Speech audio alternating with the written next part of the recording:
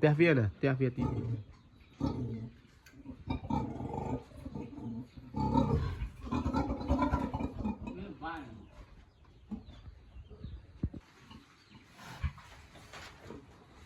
Tia viên khăng lên à?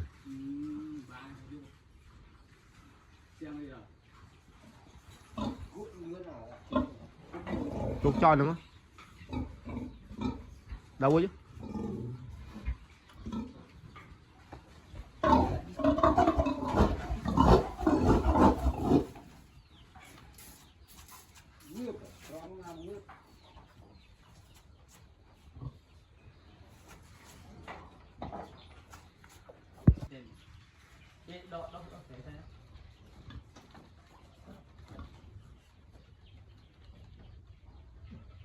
Nhìn vào lõ nữa. Thằng giúp á. Chim phu tao mong vì mong buôn cho ly à.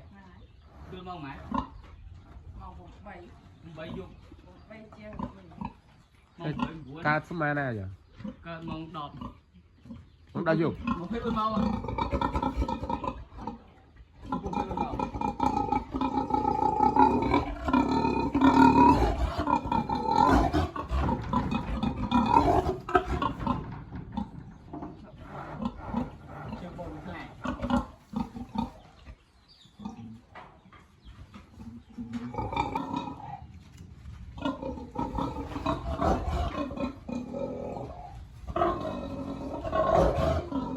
Makan ya. Makan ya. Nam anh lo cho em lại.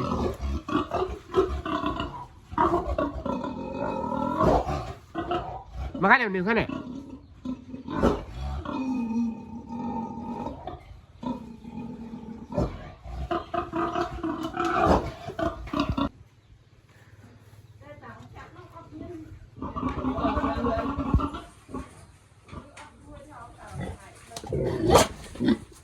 Chụp thao mà giờ kia bay phi thái chứ đã lát rồi tới mình gọi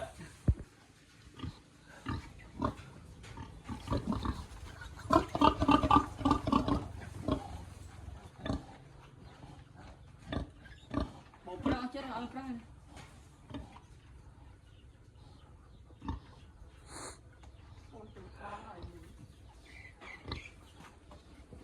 Rồi bao là hút lò.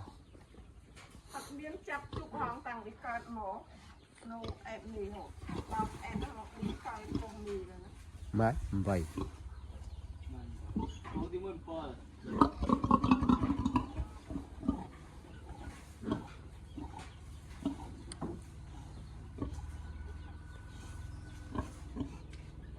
Thì anh cha cũng khói. Thì đừng nghĩ đó mà chặt hết rồi. Cái côn hay tìm Bạn cứ cả Đây là bia mình lò đi kì.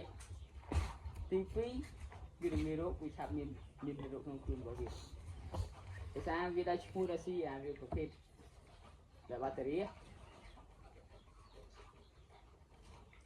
tại bảo hai dương phòng đá phòng chia điên sụp dương ấy thì tao Tại bảo biên vì cái dưới thông lụt lót thì thay dễ chắc ý bà sao này dương theo kênh trăm mình phải chạy cái tên pha kế này 4 khai phèm khai bàn đủ bà chứ mà mình chụp trước này nhầm lượng ở đó có đâu bắt đằng này ở đây nhầm dây trong kết một hôm nay mình trên dây trong kết một hôm nay bấm chiều ta còn hai dương trăm bài phải chạy cái tên pha dương bị hiện gì cái bia hiện thành này sờn bài anh luôn bị khóc đi không chịu mà bảo con chân chắc xem ta được kia con cho đi vĩnh rồi là đi tìm ai khôn chưa đang đi phải nên vợ sang thành viên tại sao ớt ở xa lâu cuối giống nhưng tạ toàn cầm hôn đời thôi thời gian mấy tháng mấy anh nó nhưng tạ toàn cho mùi cầm hôn thì mấy dân mấy anh nó dương chơi cái mi hao chứ này người ta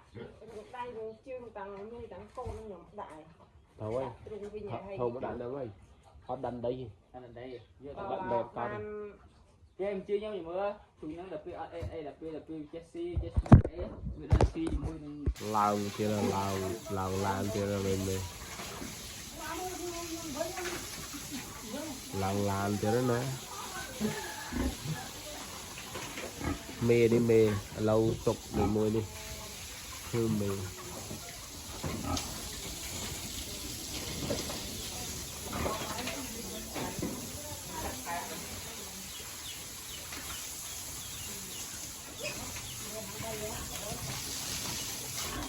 tục nam đi mất nam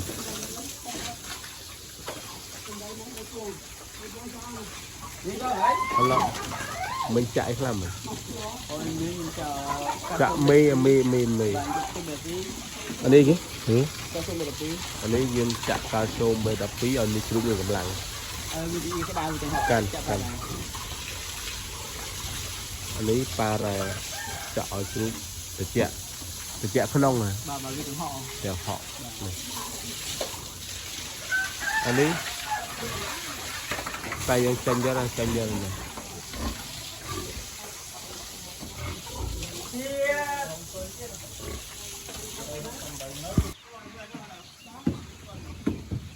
đây là anh kia đây là anh kia nó